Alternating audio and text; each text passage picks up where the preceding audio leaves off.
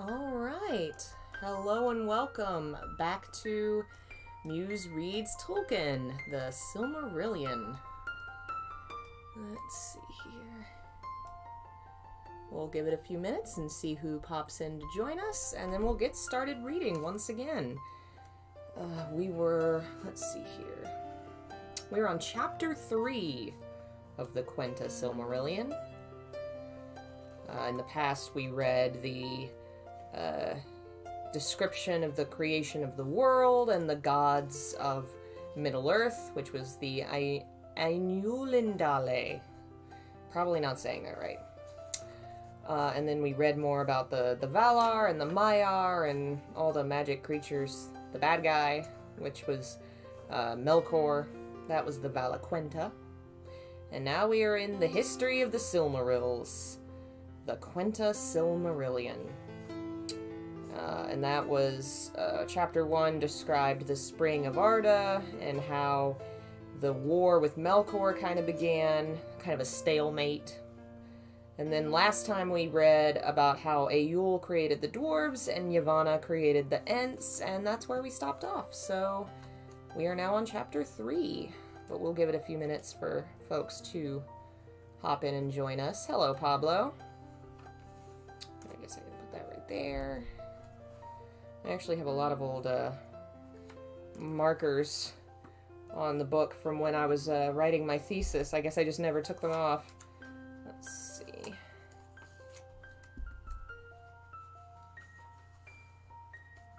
Alright, take that off. There's also a lot of underlining and notes in parts of the book. I wrote all throughout this thing. Let's see when that would have been. I think I put it at the front when I was working on my thesis. Summer 2013 is when I wrote all my notes in this. So that was, 7 years ago. Hey, Jeff. Hey, Dexit. I hope I said that right. Thanks for joining us. We'll give it until 5 minutes have elapsed in the stream, and then I'll start reading. How is everyone?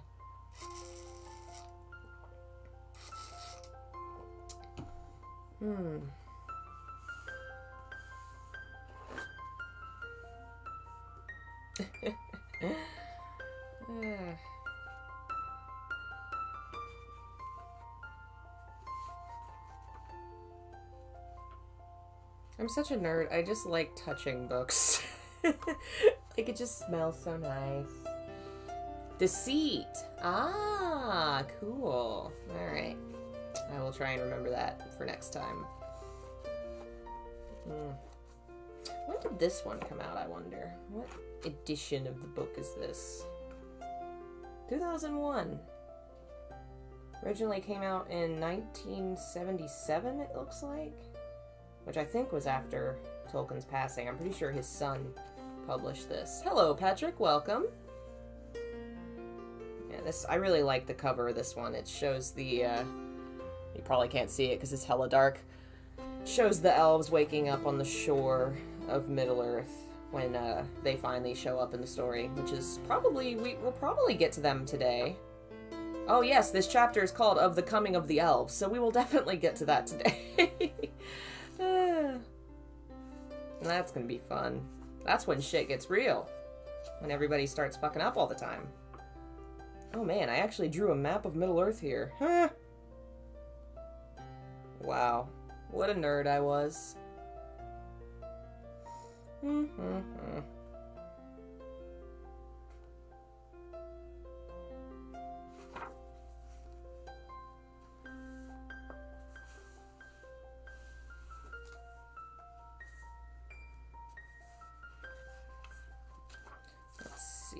Chapter 4, Chapter 5.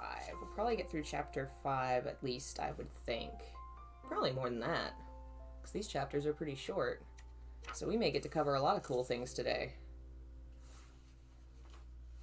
Aren't we all still kind of nerds? Yeah, I feel like if you're watching this channel, you probably count as a nerd. Let's be real. Alright, so we'll go ahead and get started. Thank you everyone for joining me. We are starting with Chapter 3 of the Coming of the Elves and the Captivity of Melkor. Through long ages, the Valar dwelt in bliss in the light of the trees beyond the mountains of Aman, but all Middle-earth lay in a twilight under the stars. While the lamps had shone, growth began there, which now was checked, because again all was dark. But already the oldest living things had arisen. In the seas, the great weeds, and on earth the shadow of great trees. And in the valleys of the night-clad hills there were dark creatures, old and strong. To those lands and forests the Valar seldom came, save only Yavanna and Arome. And Yavanna would walk there in the shadows, grieving because the growth and promise of the spring of Arda was stayed. But she sat asleep upon many things that had arisen in the spring, so that they should not age, but should wait for a time of awakening that yet should be. But in the north Melkor built his strength, and he slept not, but watched and labored, and the evil things that he had perverted walked abroad, and the dark and slumbering woods were haunted by monsters and shapes of dread. And in Autumno he gathered his demons about him, those spirits who first adhered to him in the days of his splendor, and became most like him in his corruption. Their hearts were of fire, but they were cloaked in darkness, and terror went before them. They had whips of flame. Balrogs they were named in Middle-earth in later days. And in that dark time Melkor bred many other monsters of diverse shapes and kinds that long troubled the world, and his realm spread now ever southward over Middle-earth. And Melkor made also a fortress and armory not far from the northwestern shores of the sea, to resist any assault that might come from Aman. The stronghold was commanded by Sauron, lieutenant of Melkor, and it was named Angband. It came to pass that the Valar held council, for they became troubled by the tidings that Yavanna and Arome brought from the outer lands.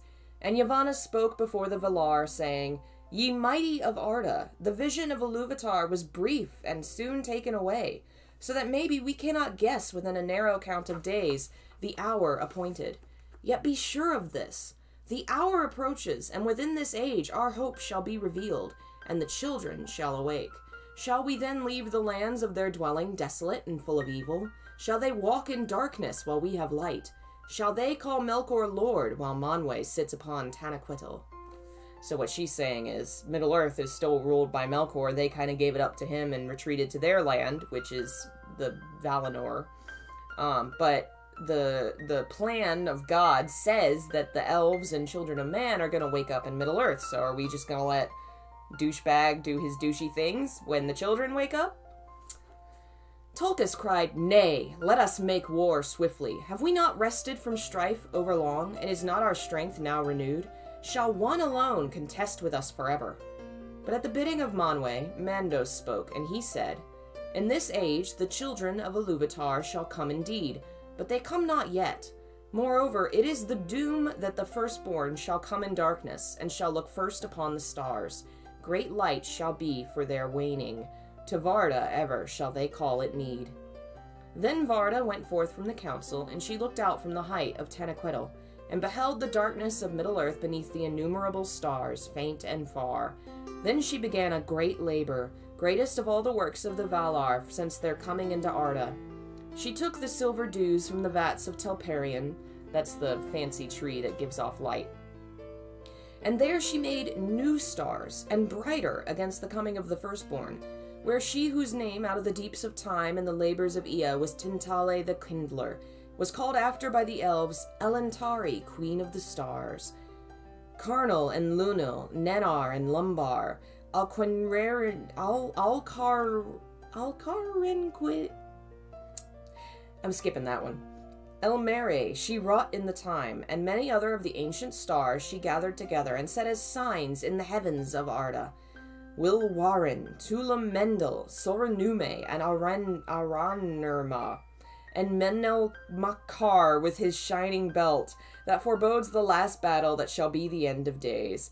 And high in the north, as a challenge to Melkor, she set the crown of 7 mighty stars to swing, Valasurka, the sickle of the Valar and the sign of doom. So basically, the god of death, Mandos, said, it's the destiny of the elves to be born into darkness with only starlight shining on them, And that's why they love Varda, because she's the queen of stars. So Varda goes up into the heavens and creates brighter stars. She creates the constellations so that they will be born with starlight.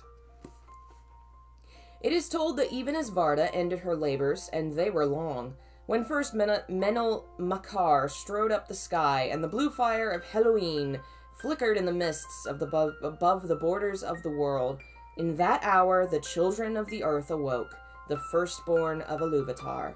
By the starlight mare of Cuivenin, water of awakening, they rose from the sleep of Iluvatar, and while they dwelt yet silent by Cuivenin, their eyes beheld first of all things the stars of heaven. Therefore they have ever loved the starlight, and have revered Varda Elentari above all the Valar.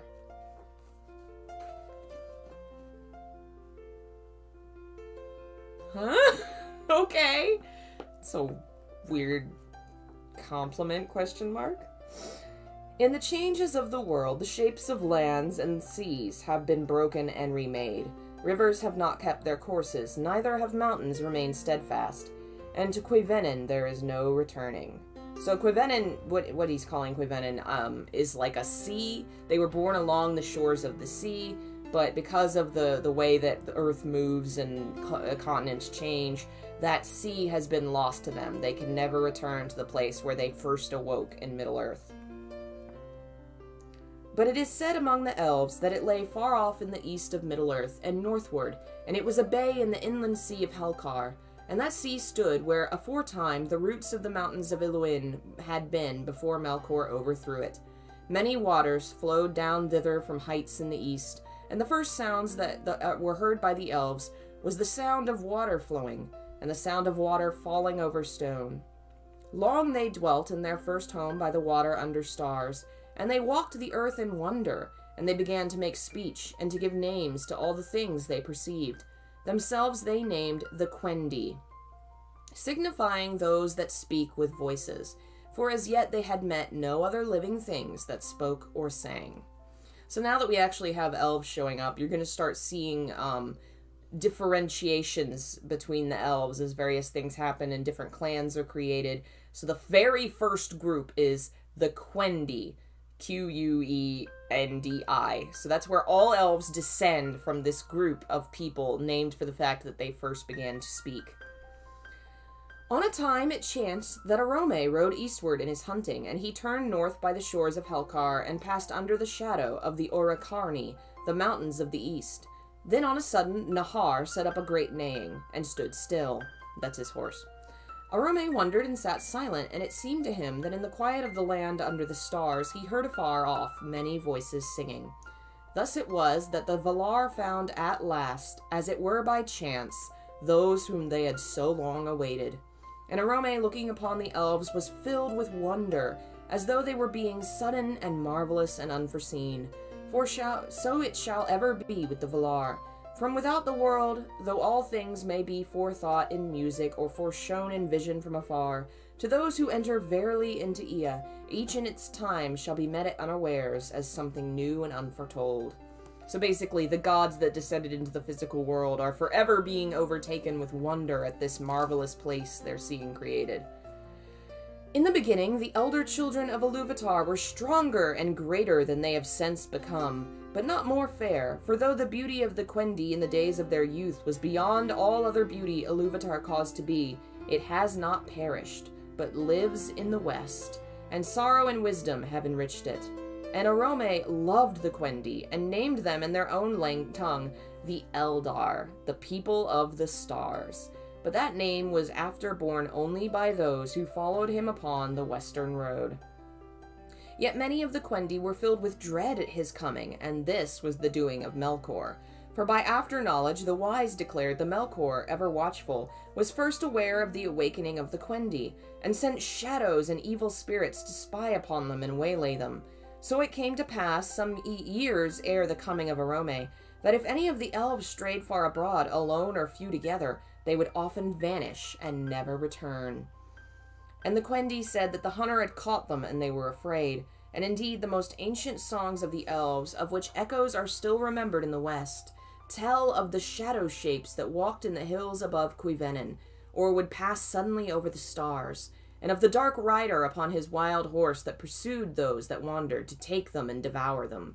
Now Melkor greatly hated and feared the riding of Arome, and either he sent indeed his dark servants as riders, or he set lying whispers abroad, for the purpose that the Quendi should shun Arome if ever they should meet. Thus it was that when Nahar neighed and Arome indeed came before them, some of the Quendi hid themselves, and some fled and were lost. But those that had courage and stayed perceived swiftly that the great rider was of no shape of darkness, for the light of Aman was in his face, and all the noblest of elves were drawn toward it. But of those unhappy ones who were ensnared by Melkor, little is known of a certainty. For who of the living has descended into the pits of Utumno, or has explored the darkness of the councils of Melkor? Yet this is held true by the wise of Eresia, that all those of the Quendi who came into the hands of Melkor ere Utumno was broken were put there in prison, and by slow arts of cruelty were corrupted and enslaved. And thus did Melkor breed the hideous race of the orcs, in envy and mockery of the elves, whom they were afterward the bitterest foes. For the orcs had life and multiplied after the manner of children of Iluvatar, and naught that had life of its own, nor the semblance of life, could ever Melkor make since his rebellion in the Anuladale before the beginning. So say the wise. And deep in their dark hearts the orcs loathed the master who they served in fear, the maker only of their misery. Thus it may be was the vilest deed of Melkor, and the most hated to Iluvatar. So, when the Arome came and found the Quendi, some of them freaked out, some of them had already been kidnapped. That's how Melkor made the orcs, because he does not have the power to create life in the same way that Iluvatar does. And the orcs, poor things, hate him, because obviously they're being tortured and made to serve him out of fear. And originally they were elves, and that's why they also have very long lives. I love orcs. They deserve better. Arome tarried a while among the Quendi, then swiftly he rode back over land and sea to Valinor, and brought the tidings to Valmar, and he spoke of the shadows that troubled Cuivennen.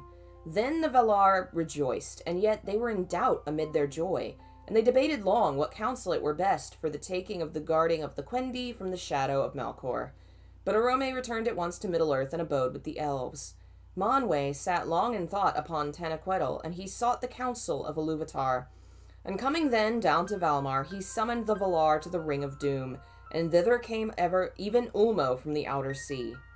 Then Manwë said to Valar, "This is the counsel of Iluvatar in my heart, that we should take up again the mastery of Arda at whatever cost, and deliver the Quendi from the shadow of Melkor." Then Tulkas was glad, but Eul was grieved, foreboding the hurts of the world that must come from strife. But the Valar made ready and came forth from Aman in strength of war, resolving to assault the fortresses of Melkor and make an end. Never did Melkor forget that this war was made for the sake of the elves, and that they were the cause of his downfall. Yet they had no part in those deeds, and they knew little of the riding of the might of the West against the North in the beginning of their days. So obviously this is why Melkor is like, I hate elves, they suck. Hey Alexis, welcome. Oh, Jeff, I'm sorry you've got all that on your plate, but I'm glad to at least distract you for a while. Melkor met the onset of the Valar in the northwest of Middle-earth, and all that region was much broken. But at the first victory of the hosts of the west was swift, and the servants of Melkor fled before them to Utumno. Then the Valar passed over Middle-earth, and they set a guard over Cuivennen. And thereafter the Quendi knew nothing of the great battle of the powers, save that the earth shook and groaned beneath them, and the waters were moved, and in the north there were lights as of many fires. Long and grievous was the siege of Utumno, and many battles were fought before its gate, of which naught but the rumor is known to the elves. In the time the shape of Middle-earth was changed, and the great sea that sundered it from Aman grew deep and wide, and it broke in upon the coasts and made a deep gulf in the southward. Many lesser bays were made between the great gulf and Helcaraxë far in the north, where Middle-earth and Aman came nigh together. Of these the Bay of Balar was the chief, and into it the mighty river Sirion flowed down from new-raised highlands northward. Dorthonion and the mountains about Hithlum. The lands of the far north were all made desolate in those days, for there Utumno was delved exceedingly deep, and its pits were filled with fire and the great hosts of the servants of Melkor. So to explain all that, basically, this great war created Middle-earth as it looks today. And the way that it looks is, it's kind of like a U shape. At the top is Helcraxare, which is like Antarctica. It's cold, it's a bunch of icebergs, all kind of connected like a land bridge. And it connects Amon, which is the pretty Valar place. It's immortal, it's beautiful, it's lovely. And the only way to get to it on land from Middle-earth is to cross the ice. Middle-earth is on this side, and it basically looks the way it did in the film. It has the mountains and blah, blah, blah, but a lot of the, obviously, cities and places don't exist.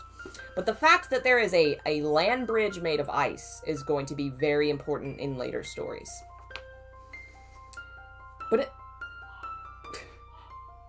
But at last the gates of Autumno were broken and the halls unroofed, and Melkor took refuge in the uttermost pit.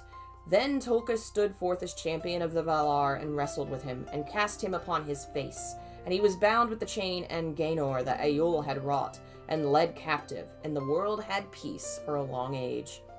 Nonetheless, the Valar did not discover all the mighty vaults and caverns hidden with deceit, far under the fortresses of Angband and Autumno. Many evil things still lingered there, and others were dispersed and fled into the dark and roamed in the waste places of the world, awaiting a more evil hour. And Sauron they did not find. But when the battle was ended, and from the ruin of the north great clouds arose and hid the stars, the Valar drew Melkor back to Valinor, bound hand and foot and blindfold, and he was brought to the Ring of Doom. There he lay upon his face before the feet of Manwë and sued for pardon, but his prayer was denied, and he was cast into prison in the fastness of Mandos, whence none can escape, neither Vala, nor elf, nor mortal man. Vast and strong are those halls, and they were built in the west of the land of Aman. There was Melkor doomed to abide for 3 ages long before his cause should be tried anew, or he should plead again for pardon. So the place that he's been taken to is the Halls of Mandos, which is the god of the dead. So basically he's been locked in hell, sort of. Not really, more like purgatory. Hey Gandalf, why are you crying? You don't want to hang out with us?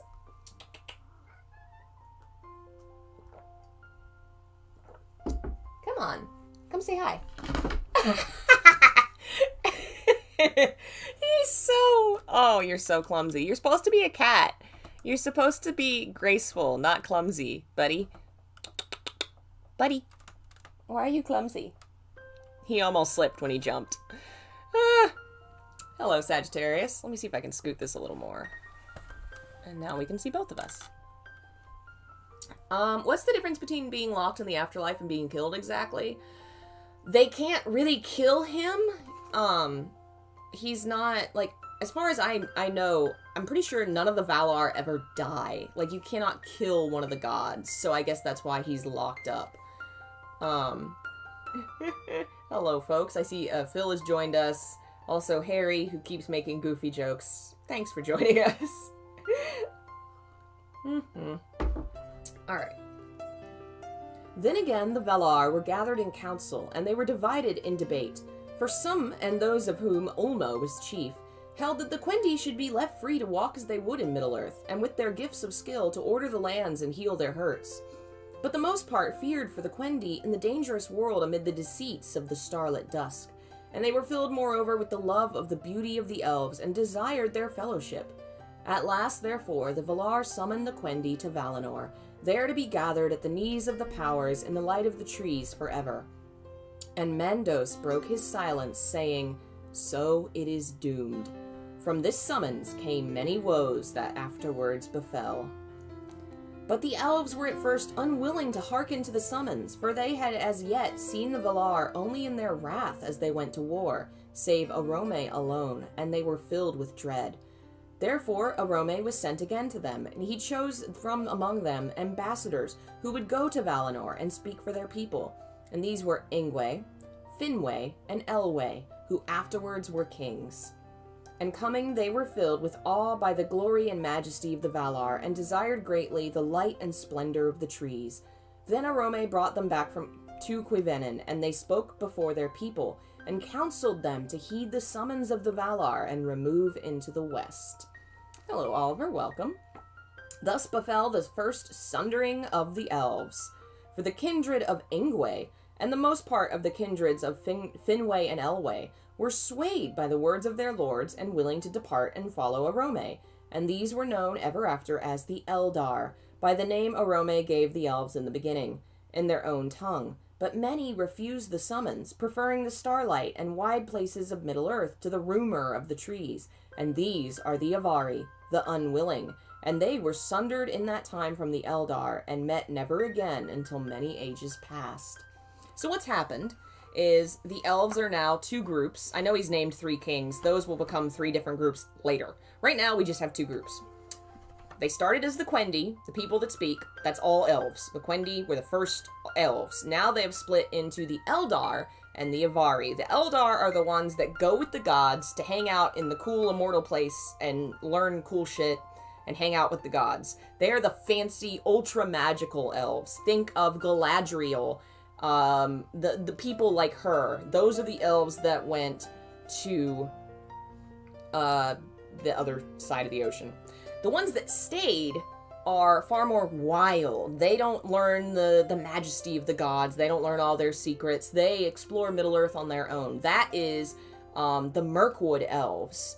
What's his face? The guy in the Hobbit movies, the elf that was in that movie, and Legolas. Those are the Mirkwood Elves, the Avari, descendants of the Avari, the ones that never saw the magical land of the gods. So that's the first split. There will be many, many more.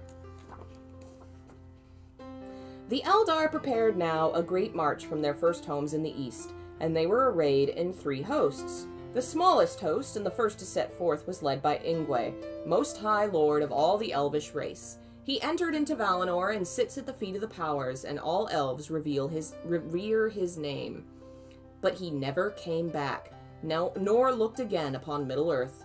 The Vanyar were his people. They were the fair elves, beloved of Manwë and Varda, and few among men have spoken with them. So now we're getting to the 3 groups. So I'll read this and then I'll explain. Next came the Noldor, a name of wisdom, the people of Finwë. They are the deep elves, the friends of Eul, and they are renowned in song, for they fought and labored long and grievously in the northern lands of old. The greatest host came last, and they are the Teleri, for they tarried on the road, and were not wholly of a mind to pass from the dusk to the light of Valinor. In water they had great delight, and those that came at last to the western shores were enamored of the sea. The sea elves, therefore, they became in the land of Aman, the Falmari, for they made music beside the breaking waves. 2 lords they had, for their numbers were great, Elwë Singalo, which signifies grey mantle, and Olwë his brother. These were the 3 kindreds of the Eldali, who passed at length into the uttermost west in the days of the trees, are called the Calaquendi, elves of light. But others of the Eldar there were who set out indeed on the western march, but became lost upon the road, or turned aside, or lingered on the shores of Middle-earth, and these were for the most part the kindred of the Teleri, as is told thereafter. They dwelt by the sea, or wandered in the woods and mountains of the world, yet their hearts were turned towards the west. These elves the Calaquendi called the Unmanyar, since they came never to the land of Aman in the blessed realm. But the Umanar and the Avari alike they called the Moraquendi, elves of darkness, for they never beheld the light that was before the sun and moon. Okay, so let's talk about this, since he just got super confusing. We start with the Quendi. Maybe I should actually have, like, a freaking chart. We start with the Quendi, all elves. They split into the elves that go to the west, and the elves that don't go to the west. The elves of light, the elves of darkness. Elves of darkness chill in Middle-earth, they become Mirkwood Elves. The elves of light join the gods and become 3 different clans, basically. These end up being families that have various adventures and troubles and problems. The Vanyar are the ones that come with one of the kings. There's a king for each group. They chill in the Godland and never go back to Middle-earth. They don't matter, because they never come up in the Lord of the Rings, they never come up in any of the stories, they are just over there. These are the elves that never went back. The Noldor are the most important group. They go back to Middle-earth eventually. So, like, Galadriel and all them, that's the Noldor. They went to Aman, they left Middle-earth and went to hang out with the gods, but eventually they go back to Middle-earth. They are also really good at, like, craftsmanship and stuff. They make the rings, that kind of thing. The Teleri are the Sea Elves. They're the ones that, like, they wanted to go hang out with the gods, but they also really liked Middle-earth, so they kind of hung back, and, you know, they were like, I don't know. And so some of them actually didn't make it. You know, they hung out and became the Sea Elves by the sea of Middle-earth, and some did make it to the other side and became Sea Elves on the seas of Aman. They also are kind of not that important. Like, they will come up in stories, but really the group you have to remember is the Noldor, because they're the ones that all the stories are going to be about. Just the fact that there are kind of factions is important because there will be rifts that arise because of various events and Melkor playing people against each other. So the factions matter more because there will be problems between them. Also because each group will kind of have its own language eventually, because Tolkien liked to do, you know, linguistics. The fact that they all come from the Quendi means they have similar language roots, but then they change as they all travel. He did some neat stuff with language that I am not prepared or equipped to discuss, but that's part of why he is so, like, detailed in the history of how these groups split, because it explains how the languages changed. It was basically an excuse for him to develop all these different languages. So anyway, to kind of summarize, they were one group of elves. The Elves of Light went to the west. The Elves of Darkness stayed. The Elves of Light have 3 clans who are all kind of distinct and will have some problems with each other in the future. It is told, when the host of the elderly departed from Cuivennen, Arome rode at the head upon Nahar, his white horse shod with gold, and passing northward about the Sea of Helkar as they turned towards the west. Before them great clouds hung still black in the north above the ruins of war, and the stars in that region were hidden. Then not a few grew afraid and repented, and turned back, and are forgotten. Long and slow was the march of the Eldar into the west, for the leagues of Middle-earth were uncounted, and weary and pathless. Nor did the Eldar desire to hasten, for they were filled with wonder at all they saw, and by many lands and rivers they wished to abide. And though all were yet willing to wander, many feared rather than their journey's end than hoped for it. Therefore, whenever Arome departed, having at times other matters to heed, they halted and went forward no more until he returned to guide them. And it came to pass after many years of journeying in this manner that the Eldar took their course through a forest, and they came to a great river, wider than any had yet they'd seen. And beyond it were mountains whose sharp horns seemed to pierce the realm of the stars. This river, it is said, was even the river which was after called Anduin the Great, and was ever the frontier of the westlands of Middle-earth. But the mountains were Hithaglir, I think? The towers of mist upon the borders of Eriador. Yet they were taller and more terrible in those days, and were reared by Melkor to hinder the riding of Arome. Now the Teleri abode long on the east bank of the river, and wished to remain there. But the Vanyar and Noldor passed over, and Arome led them down the passes to the mountains. And when Arome was gone forward, the Teleri looked upon the shadowy heights and were afraid. Then one arose in the host of Olwe, which was ever the hindmost on the road. Lenwe he was called. He forsook the westward march, and led away a numerous group of people, southwards down the great river, and they passed out of the knowledge of their kin until long years passed. These were the Nandor, and they became a people apart, unlike their kin, save they loved water, and dwelt most besides falling and running streams. Greater knowledge they had of living things, tree and herb, bird and beast, than all other elves. In the after years, Denethor, son of Lenwe, turned again west at last, and led a part of that people over the mountains into Beleriand, ere the rising of the moon. So here again, we have another group that has said, peace, bye. So the 3 clans that were traveling west, as they traveled, it took many years to get there, and one part of one group, so one part of the 3 clans, said, peace, we're gonna go do our own thing, and now they are the Nandor. You don't really need to know all the names. I do, because I'm a nerd and an idiot, and I love this stuff too much. But basically, another small group left. Again, they're really not gonna matter. A lot of these divisions were just Tolkien explaining his linguistic history, the Noldor are the only ones who are going to do anything cool. At length, the Vanyar and the Noldor came over Ered Luin, the Blue Mountains, between Eriador and the westmost land of Middle-earth, which the elves named after Beleriand, and the foremost companies passed over the Vale of Sirion and came down to the shores of the Great Sea, between Drengist and the Bay of Belar. But when they beheld it, great fear came upon them, and many withdrew into the woods and highlands of Beleriand. Then Arome departed and returned to Valinor to seek the counsel of Manwë, and left them. And the host of the Teleri passed over the misty mountains, and crossed the wide lands of Eriador, being urged by Elwë Singolo, for he was eager to return to Valinor in the light he had beheld, and he wished not to be sundered from Noldor, for he had a great friendship with Finwë their lord. Thus after many years the Teleri also came at last over Ered Luin into the eastern regions of Beleriand. There they halted and dwelt a while beyond the river Gellion. Okay, so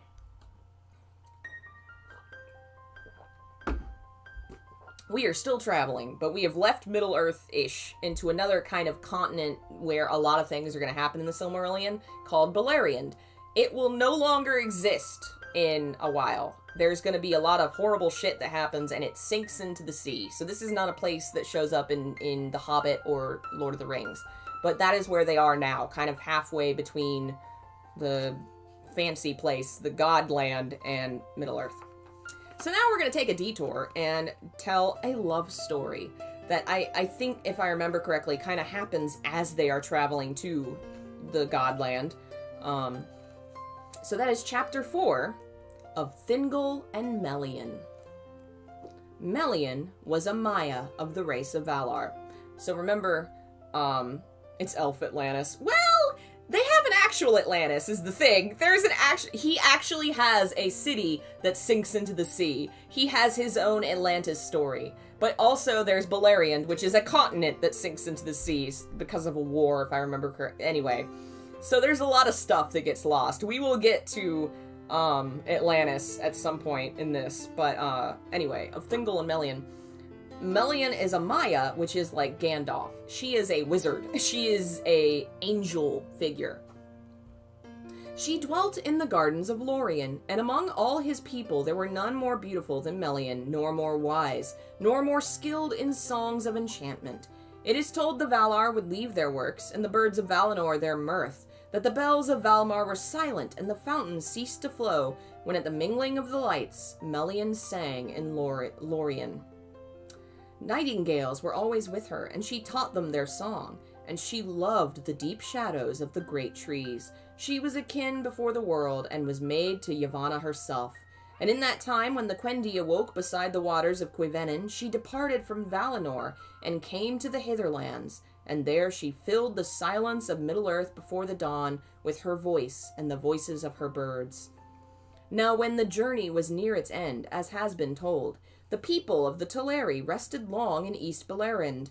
I'm going to have to get used to saying that word out loud. Beleriand, beyond the river Gellion. And at that time, many of the Noldor still lay to the westward, in those forests that were afterwards called Neldareth and Region. Elwë, lord of the Teleri, went often through the great woods to seek out Finwë his friend in the dwellings of the Noldor, and it chanced on a time he came alone to the starlit wood of Nan Elmoth, and there suddenly he heard the song of nightingales. The enchantment fell upon him, and he stood still, and afar off, beyond the voices of the Lomelindi, he heard the voice of Melian, and it filled all his heart with wonder and desire. He forgot utterly all his people and all the purposes of his mind, and following the birds under the shadow of the trees, he passed into Nan Elmoth and was lost. But he came at last to a glade open to the stars, and there Melian stood, and out of the darkness he looked at her, and the light of Aman was in her face. She spoke no word, but being filled with love, Elwë came to her and took her hand, and straightway a spell was laid on him, so that they stood thus while long years were measured by the wheeling of stars above them, and the trees of Nan Elmoth grew tall and dark before they spoke a word. Have you ever been so in love that you just stood in a glade of trees and held hands with a stranger for years? Because this guy has.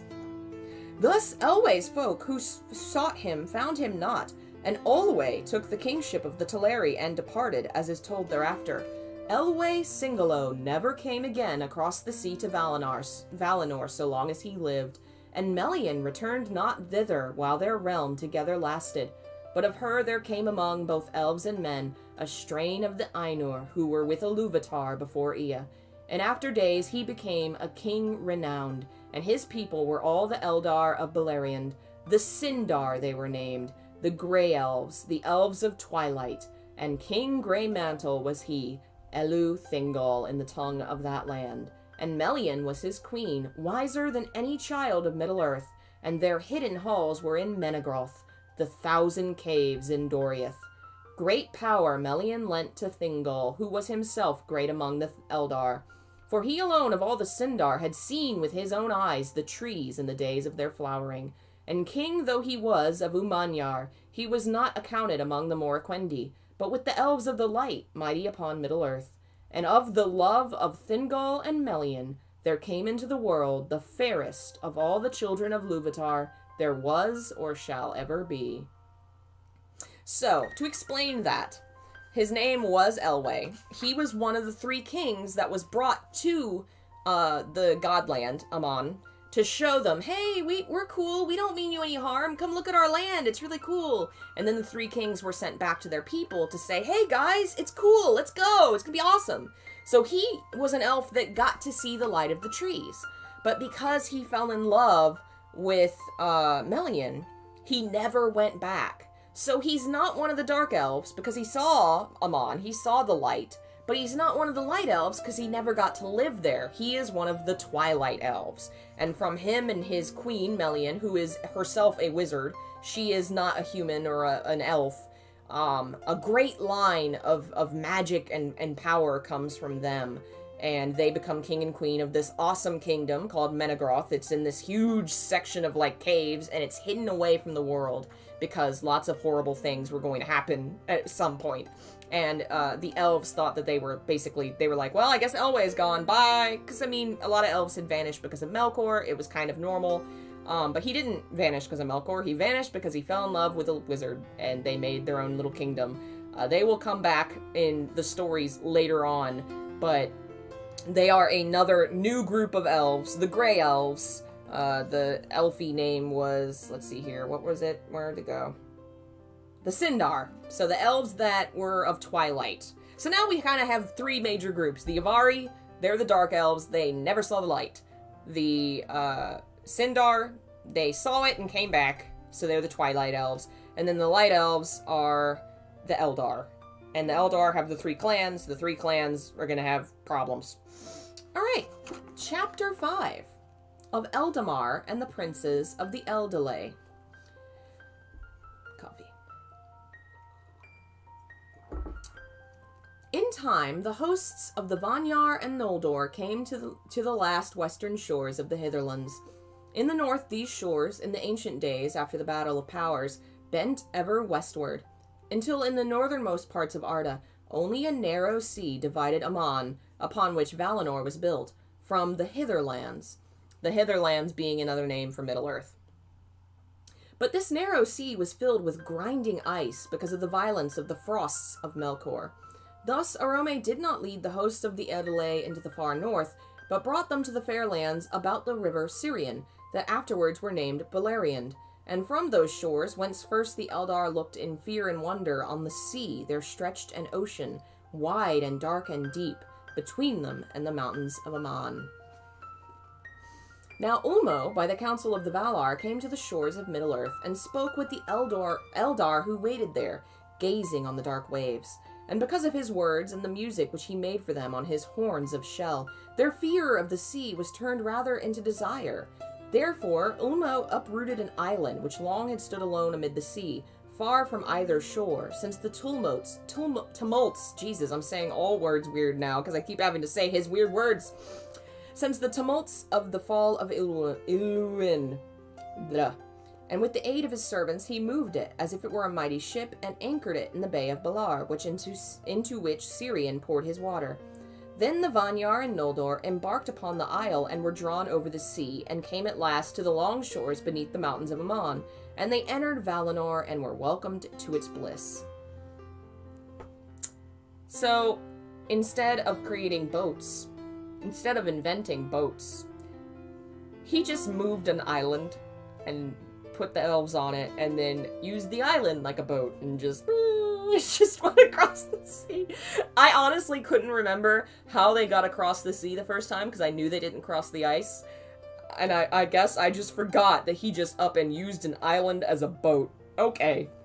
But the eastern horn of the island, which was deep grounded into the shoals of the mouths of Sirion, was broke asunder and remained behind, and that, it is said, was the Isle of Balar, to which afterwards Osei often came.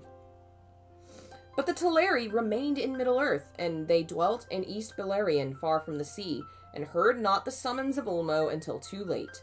And many still searched for Elwë their lord, and without him were unwilling to depart. But when they learned that Ingwe and Finwë and their peoples were gone, then many of the Teleri pressed on to the shores of Beleriand, and dwelt thereafter near the mouths of Sirion, in longing for their friends that had departed. And they took Olwë, Elwë's brother, to be their king. Long they remained by the coasts of the western sea, and Osei and Unen came to them and befriended them. Osei instructed them, sitting upon a rock near the margin of the land, and of them they learned all manner of sea lore and sea music. Thus it came to be that the Teleri, who were from the beginning lovers of water, and the fairest singers of all the elves, were after enamored of the seas, and their songs were filled with the sound of waves upon the shore. When many years had passed, Ulmo hearkened to the prayers of the Noldor and of Finwë their king, who grieved at the long sundering from the Teleri, and besought him to bring them to Aman if they would come, and most of them now proved willing indeed.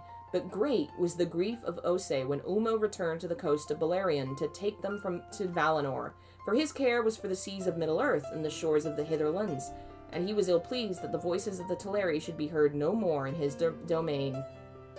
Some he persuaded to remain, and those were the Falathrim, the elves of Falas, who in the days there dwelling had the havens of Brythumbar and Elgarest, the first mariners in Middle-earth and the makers of ships. Círdan the shipwright was their lord. We finally get to you, Círdan. Okay, another division. So, light elves say, hey, we're gonna go to the other place. We're gonna go across the sea. So the light elves have the three clans, and they're all traveling together and getting to the sea. But the Teleri kind of get a little waylaid. They get lost because they stop to look for their king. You know, they're like, hey, where'd our king go? What the fuck? And the other two groups keep going. And so they get to the shore, and the sea god's like, hey, all aboard, here's your island. And so the two groups get on the island, and the other group didn't catch up. So they got left behind when the island crossed over. So a long time passes, and one of the kings of the other group's like, hey, we left our friends behind, can you go look for them? And God goes back over, and the Teleri are chilling out, and they're like, hey, man, we were here, we wanted to go too. And the sea god, the minor angel, the Osei is the minor ocean god, who had been chilling with them, and he lives in Middle-earth, and he's like, oh, but guys, I'll be lonely when you leave. So some of them stay, and they have fallen in love with water and oceans. So those elves are now the Falathrim. And they stay in the seaside of Middle-earth and create boats, and Círdan is their lord. Círdan is really important in the book of Lord of the Rings. He never comes up in the films, even though he was one of the elf lords in the book.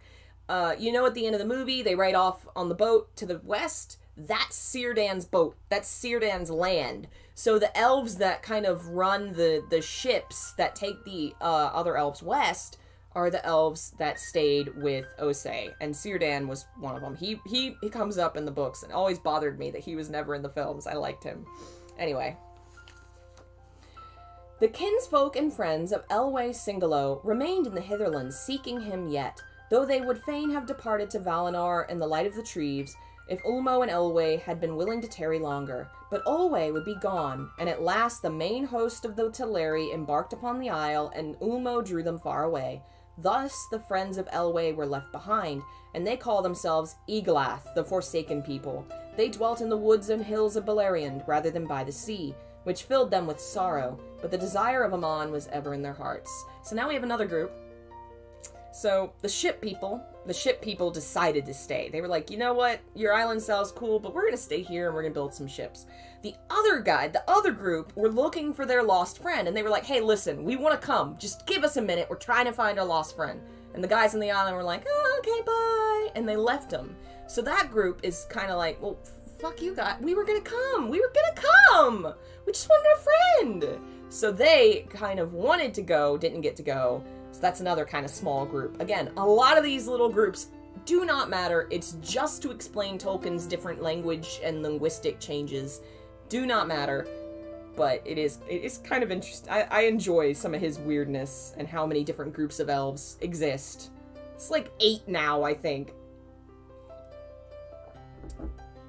When Olwe had awoken from his long trance, he came forth from Non-Elmoth with Melian, and they dwelt thereafter in the woods in the mist of the lands. Greatly, though, he desired to see again the light of the trees. In the face of Melian, he beheld the light of Aman as if enclouded in a mirror, and in that light he was content. His people gathered around him in joy, and they were amazed, for fair and noble as he had been, he now appeared as if he were a lord of the Maiar, his hair a grey silver, tallest of the children of Iluvatar, and a high doom was before him. Dun dun dun. That's how Tolkien foreshadows the fact that the character is going to have a shitty life. Now Osei followed after the host of Olwe, and when they were come to the Bay of Eldamar, which is Elven home, he called to them, and they knew his voice, and begged Ulmo to stay their voyage.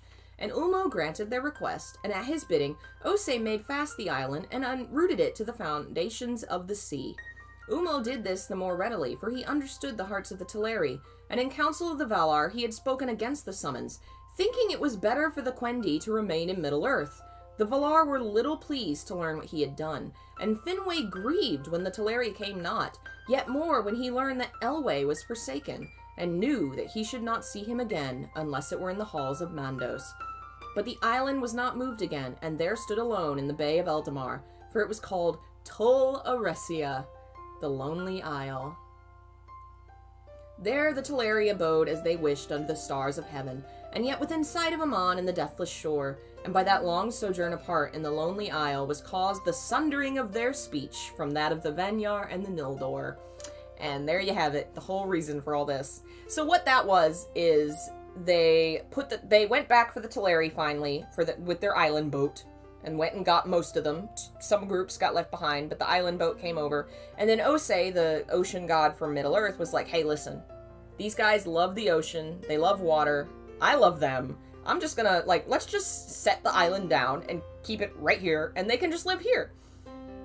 And so Tol Eressëa is a small island next to Aman. It's like within, you can see it, it's not far.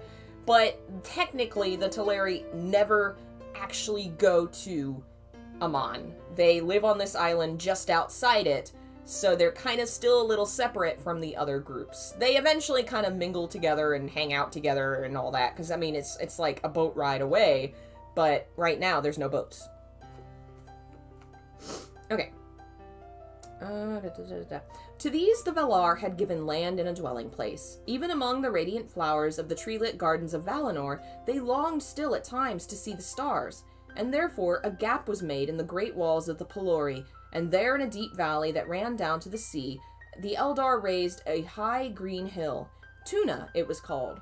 From the west the light of the trees fell upon it, and its shadow lay ever eastward, and to the east it looked towards the Bay of Elvenhome, and the Lonely Isle, and the shadowy seas. Then, through the Salasirsa, the pass of light, the radiance of the blessed realm streamed forth, kindling the dark waves to silver and gold, and it touched the Lonely Isle, and its western shore grew green and fair. There bloomed the first flowers that ever were east of the mountains of Aman.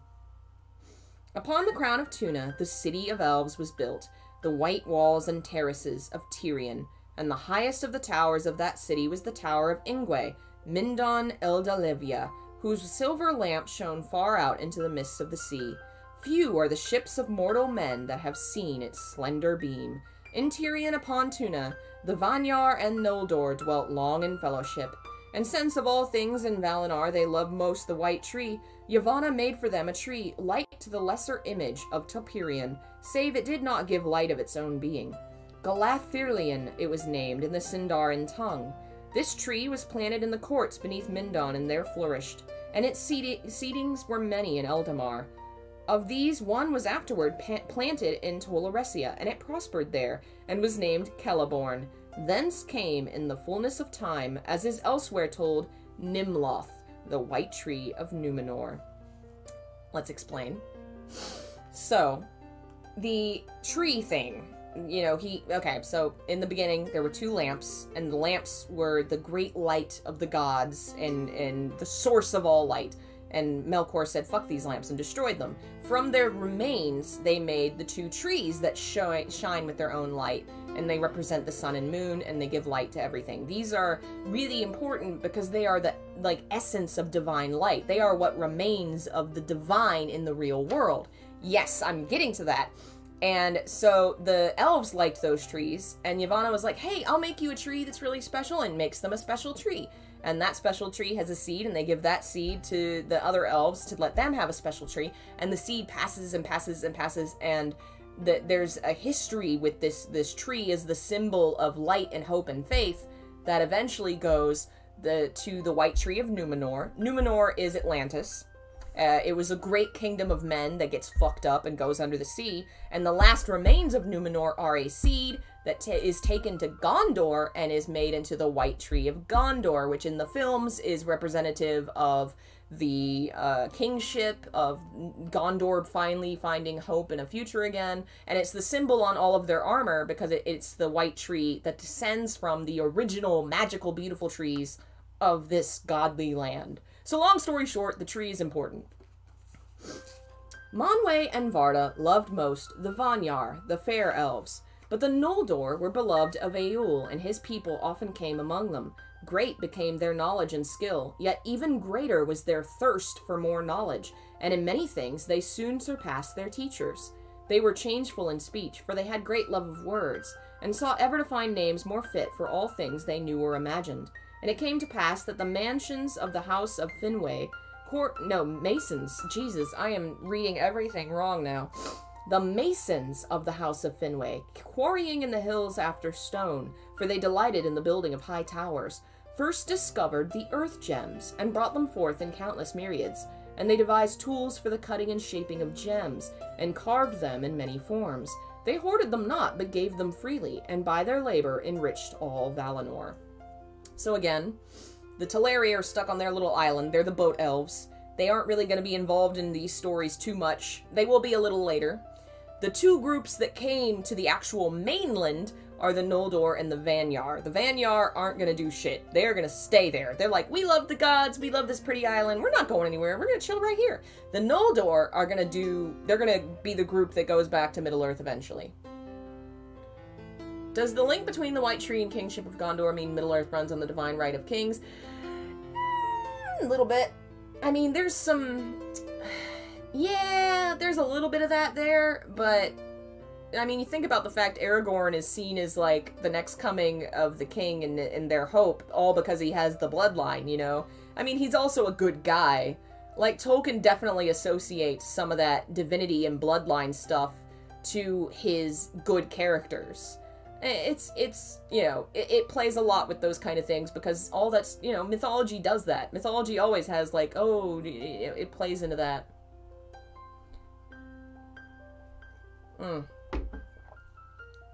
I think it comes from the fact that a lot of myths that he would have enjoyed and a lot of those things focused heavily on bloodline.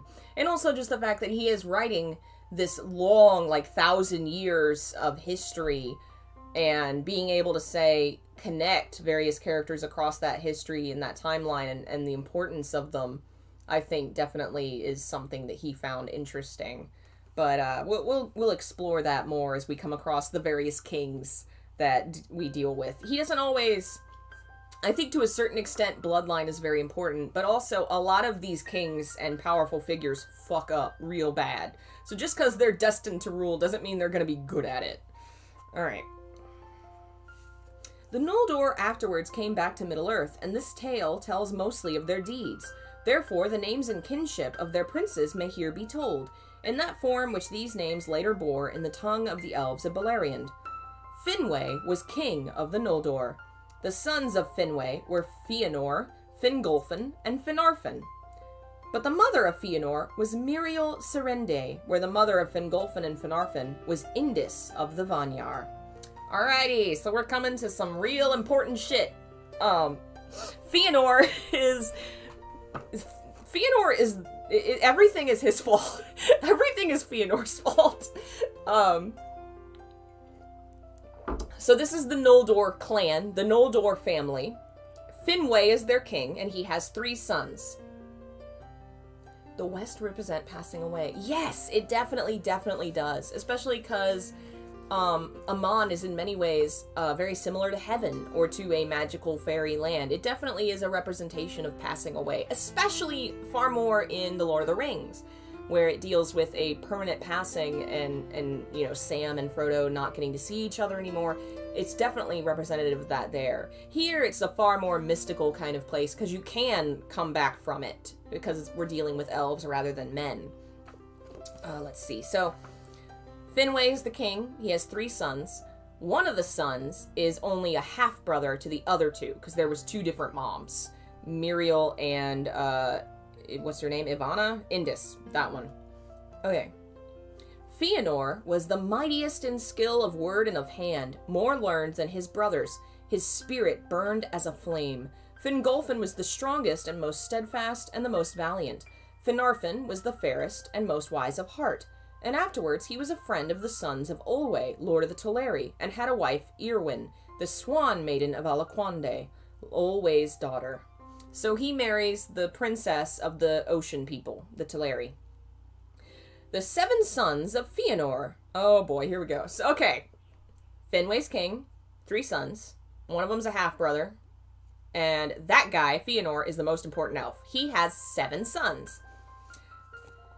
Maedhros the Tall. Maglor, the mighty singer, whose voice was heard far over land and sea. Celegorm the Fair, and Caranthir the Dark. Carufin the Crafty, who inherited most of his father's skill of hand. And the youngest, Amrod and Amras, who were twin brothers, alike in mood and face. In later days, they were great hunters in the woods of Middle-earth, and a hunter also was Celegorm, who in Valinor was a friend of Arome, and often followed the Valah's horn. How do I remember all this? I spent 2.5 years in college writing a book about it. Well, a thesis. It wasn't really a book. I did a presentation on it. So he's going into all this because Fëanor is going to do something that leads to another great adventure, and the sons of Fëanor and the people related to his family are going to be incredibly important. Like, they're all going to have roles in this big story that comes up. You really don't have to remember all the details. Maedhros is incredibly important. He will be important later. Fëanor is the biggest person to remember. Fëanor is the guy that sets everything off. Oh, and now we're going to discuss the sons of Fingolfin. The sons of Fingolfin were Fingon, who afterwards was king of the Noldor in the north of the world, and Turgon, lord of Gondolin. The sister was Eredhel the White. She was younger in years of the Eldar than her brothers, and when she was grown to full stature and beauty, she was tall and strong, and loved much to ride and hunt in the forests. There she was often in the company of the sons of Fëanor, her kin, but to none was her heart's love given. Okay, so let's deal with something real quick. They're all related, kinda, but they're still gonna have to, marry and fall in love and shit. So you will find people that technically get married to their cousins, if you actually think about it, if you actually look at the tree and say, oh shit, they are cousins. But because of the whole, there's only, 3 clans of them, and they're all technically related, they're the only people that exist in the world, It's kind of like if you actually looked at the Bible and took it at face value and said that all people are descended from Adam and Eve, well then those early people would have been related to each other. Siblings, I don't think ever get married, but I do remember some cousins getting married. It's never, they don't ever really treat each other as family. The clans kind of tend to treat each other as separate groups, even if technically this king is my uncle. They don't really treat them that way. They're treated as separate groups. Okay. There she was often in the company of the sons of Fëanor, her kin, but to none was her heart's love given.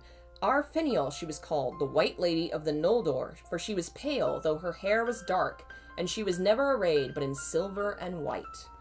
Yeah, I read Hel is really cool. She has a story later on, which is... Tolkien does her so dirty, because, God, everything is so sad. But anyway. The sons of Phenarfen were Finrod, the Faithful, who afterwards was called Felagund, Lord of Caves, Arodreth, Angrod, and Egnor. These four were close in friendship with the sons of Fingolfin, as though they were all brothers. A sister they had, Galadriel, most beautiful of all the house of Finwë. Her hair was lit with gold, as though it was caught in a mesh, the radiance of Laurelin. You may notice that Galadriel is a familiar name. She's the only one that's gonna live. That's the reason that you know her name, is because she's in The Lord of the Rings, and everybody else is dead. Or gone. I'm pretty sure they're all dead. Some of them may just be gone. No, I'm pretty sure they're all dead. So that's the family tree. You can probably Google and find an image. Next time I may try and come... I didn't realize we had already gotten to the point where all this was going to come up, or I might have tried to have some screenshots. It is the same Galadriel. Nope. These are elves. They live forever. Galadriel is the oldest character in The Lord of the Rings, because she literally has existed from the beginning of time. She is that old. It is the same Galadriel. Here must be told how the Teleri came at last to the land of Aman. Though they dwelt a long age in Tol Eressëa, that's the island, slowly their hearts were changed, and they were drawn towards the light that flowed out over the sea to the lonely isle. They were torn between the love of the music of the waves upon their shores, and the desire to see again their kindred and look upon the splendor of Valinor. But in the end, the desire of the light was stronger. Therefore, Ulmo, submitting to the will of the Valar, sent to them Osei, their friend, and though grieving, he taught them the craft of shipbuilding, and when their ships were built, he brought them as parting gifts many strong-winged swans. The swans drew the white ships of the Teleri over the windless sea, and thus at last they came to Aman and the shores of Eldamar. Okay, so that's the people on the island. They live on their island for a while, and they're like, you know what? It would be cool if we got to see our family that's over there and stuff, so let's build some boats. And they build boats. So now they have boats. There they dwelt, and if they wished, they could see the light of the trees, and could tread the golden streets of Valmar and the crystal stairs of Tirion upon Tuna, the green hill. But most of all they sailed in their swift ships on the waters of the bay of Elvenhome, or walked in the waves upon the shore with their hair gleaming in the light beyond the hill. Many jewels the Noldor gave them, opals and diamonds and pale crystals, which they strewed upon the shores and scattered in the pools. Marvelous were the beaches of Elendë in those days. And many pearls they wore for themselves from the sea, and their halls were of pearl. And of pearl were the mansions of Olwe at Aqualonde, the haven of swans, lit with many lamps. For that was their city and the haven of their ships, and those were made in the likeness of swans, with beaks of gold and eyes of gold and jet. The gate of the harbor was an arch of living rock sea-carved, and it lay upon the confines of Eldamar, north of Salasirsa, where the light of the stars was bright and clear. If you've seen the movie recently, you'll notice the boats that Galadriel gives the team, the fellowship, to go down the river, they are white swan ships, just like the ships in this book. I don't know if they're meant to be the same ships. No, because it wouldn't be the same ships. But, so, to explain, again, we got the elves that live on the ocean. They now kind of have a city on the shore of Aman, but they also have their little island and they can travel back and forth, and they have boats. And then there's the fair elves. They're like, we love the gods, we're not going anywhere. Fuck them, nobody gives a shit about them. They just do nothing. The Noldor make things. They're craftsmen. They are gonna be the ones that make the rings. Galadriel is part of that family. Her entire family is gonna fuck up and do stupid shit, and that's why they're all dead. But basically the importance is Noldor make things. Teleri have boats. No one gives a shit about the other group. They don't do anything. As the ages passed, the Vanyar grew to love the land of the Valar and the full light of the trees, and they forsook the city of Tirion upon Tuna, and dwelt thereafter upon the mountain of Manwë, or about the plains and woods of Valinor, and became sundered from the Noldor. Those are the ones that love the gods. They're gone now. They've just left. They don't give a shit. Yep, they stay at church camp forever. But the memory of Middle-earth under the stars remained in the hearts of the Noldor, and they abode in the Cala Sirsa and in the hills and valleys within sound of the western sea. And though many of them went often about the land of the Valar, making far journeys in search of the secrets of land and water and all living things, yet the people of Tuna and Aqualande drew together in those days. Finwë was king in Tirion, and Olwë in Aqualanda, but Ingwë was ever held high king of all elves. He abode thereafter at the feet of Manwë upon Tanaquetil. Okay, so Ingwë, king of all the elves. His family group is the Vanyar, which is the elves that love God. They're the church group. They chill with the gods now. That's where they are. The Noldor, their king, is Finwë, who has all the kids. Finwë in the Noldor are the craftsmen, and they live in Tirion, which is like this fancy city made of crystal. Olwë is the king of the boat people, the Teleri, and the boat people live in a city called Aqualande. Aqua, boat people. And at this point in history, the boat people and the craftsman people, the Noldor and the Teleri, are kind of becoming friends after many centuries not hanging out. This will go badly. Fëanor and his sons abode seldom in one place for long, but traveled far and wide upon the confines of Valinor, going even to the borders of the dark and the cold shores of the outer sea, seeking the unknown. Often they were guests in the halls of Eul, but Celegorm went rather to the house of Arome, and there he got great knowledge of birds and beasts, and all their tongues he knew. For all living things there are or have been in the kingdom of Arda, save only the fell and evil creatures of Melkor, lived then in the land of Aman, and there also were many other creatures that have not been seen upon Middle-earth, and perhaps never now shall be, since the fashion of the world was changed. So, we're coming to the problem. The Noldor are starting to remember that Middle-earth was pretty cool, and they left it behind, and they're gonna eventually decide, hey, we kind of want to go back. Alright, so now we're at chapter 6. This will probably be the last chapter, I think. Maybe. We're getting to some really fun shit, and I'm having a good time reading it. So we'll see how far we go. And let me do some water. Oh, and I should move the camera, because now Gandalf's behind me. Alright. Chapter 6 of Fëanor and the Unchaining of Melkor. So remember, they beat Melkor and they chained him up and put him in the Halls of Mandos, and that's where he's been forever. Now the three kindreds of the Eldar were gathered at last in Valinor, and Melkor was chained, I guess. This was the noontide of the Blessed Realm, the fullness of its glory and its bliss, long in tale of years, but in memory too brief. In those days, the Eldar became full-grown in stature of body and mind, and the Noldor advanced ever in skill and knowledge, and the long years were filled with their joyful labors, in which many new things, fair and wonderful, were devised.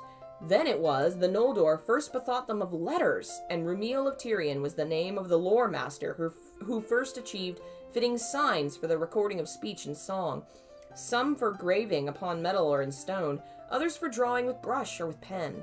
In that time was born in Eldamar, in the house of the king in Tirion upon the crown of Tuna, the eldest of the sons of Finwë, and the most beloved.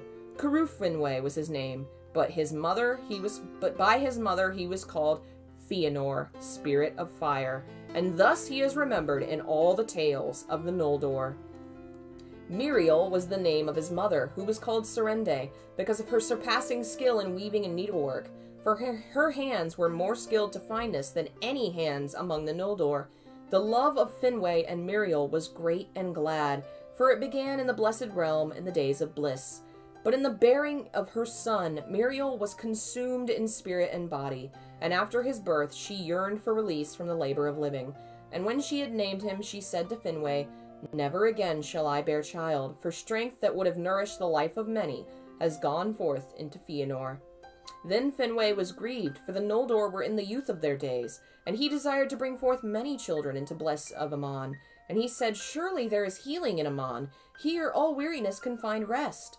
But when Miriel languished still, Finwë sought the counsel of Manwë, and Manwë delivered her to the care of Irmo in Lorien.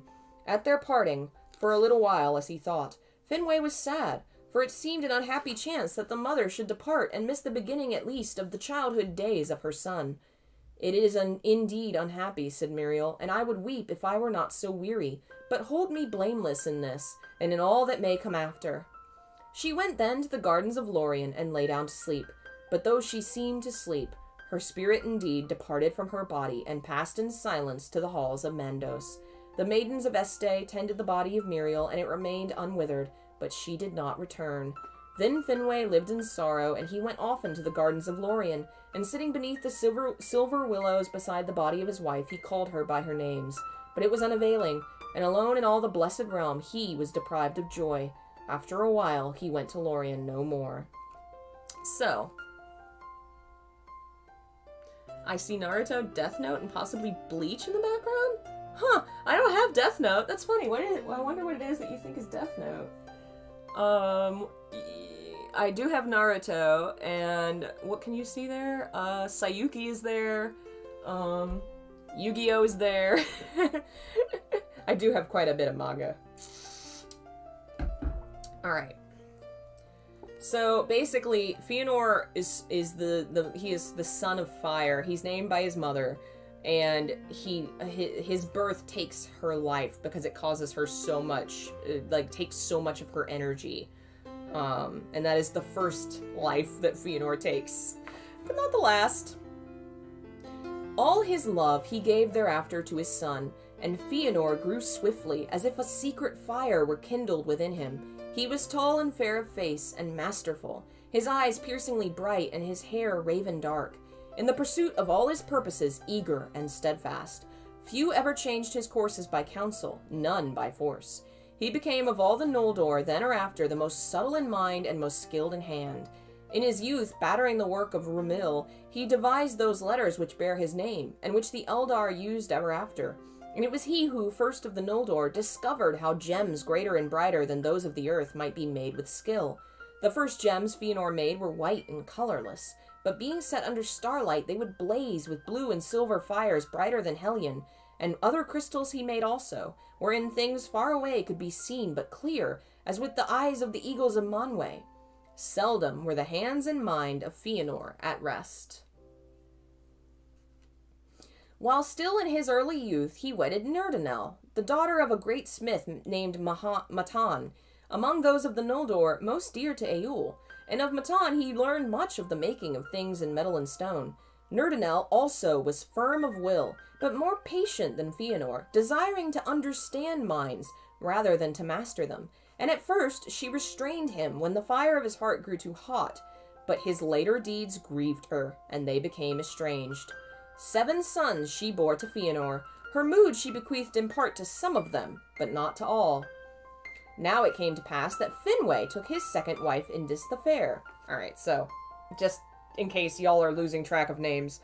So Finwë and Muriel give birth to Fëanor, greatest of all elves, most badass, most often. His birth just kills the mom. Muriel dies. He eventually gets married to a woman named Nurdinel. Nurdinel is very passionate like him, but far more patient, and Fëanor and Nurdinel have 7 kids. Then, at that point, Finwë, Fëanor's dad, decides to get married again because he wants more kids, and his new wife is Indis. She was a Vanya, close kin of Ingwe, the High King, golden-haired and tall, and in all ways unlike Muriel. Finwë loved her greatly, and was glad again.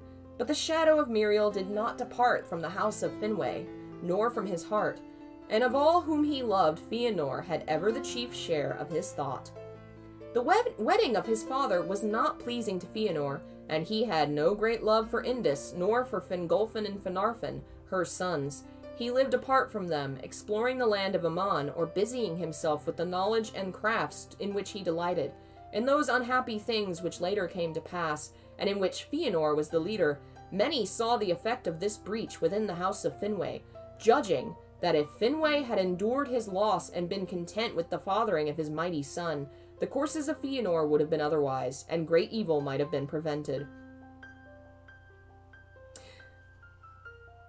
Or maybe Fëanor could have been less of a dick.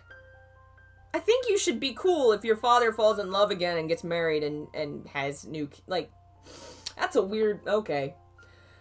For the sorrow and strife in the house of Finwë is graven in the memory of the Noldoran elves. But the children of Indus were great and glorious, and their children also, and if they had not lived, the history of the Eldor would have been diminished. Alright, so Dad gets married again, Finwë gets married again, and with Indus he has Fingolfin and Phenarfen, who are going to have their own families, and those kind of three clans are going to have some trouble. And of course, they are all descended from the Noldor clan within the groups of elves. Now, even while Fëanor and the craftsmen of the Noldor worked with delight, foreseeing no end to their labors, and while the sons of Indus grew to their full stature, the noontide of Valinor was drawing to a close. For it came to pass that Melkor, as the Valar had decreed, completed his term of bondage, dwelling for 3 ages in the duress of Mandos alone. At length, as Manwë had promised, he was brought again before the thrones of the Valar. Then he looked upon their glory and their bliss, and envy was in his heart. He looked upon the children of Ilúvatar that sat at the feet of the mighty, and hatred filled him. He looked upon the wealth of bright gems, and he lusted for them. But he hid his thoughts, and postponed his vengeance. Before the gates of Valmar, Melkor abased himself at the feet of Manwë and sued for pardon, vowing that if he might be made only the least of the free people of Valinor, he would aid the Valar in all their works, and most of all in the healing of the many hurts he had done to the world. And Nenya aided his prayer, but Mandos was silent.